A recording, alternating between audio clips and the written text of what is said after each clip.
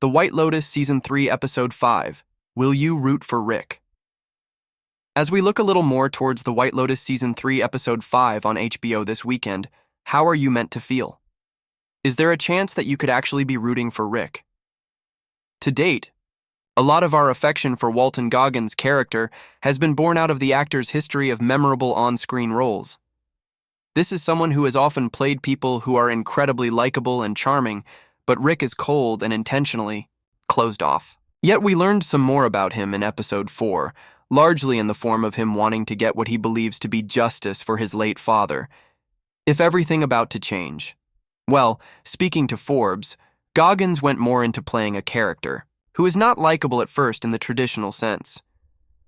Yeah, it is different for me, although I've played quiet and troubled and all the rest of it. I hope that when you say it's a difficult person for you to like, by design, nobody else likes him either. He doesn't want to be liked by anyone. It's like when he lets the snakes go in Episode 3, it is like they are him.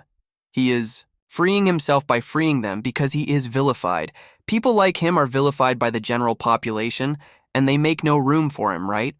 And so, once he gets to Bangkok, all of a sudden you meet a very different guy.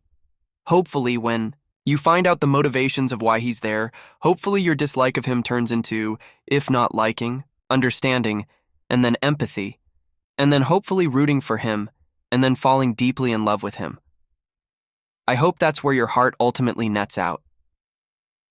We do hope that some of this is true, and beyond just this, that he brings some of this sentiment back to his relationship with Chelsea. She is clearly someone who cares about him, and also sees something in him that few other people do. What are you the most excited to see at this point when it comes to The White Lotus Season 3, Episode 5?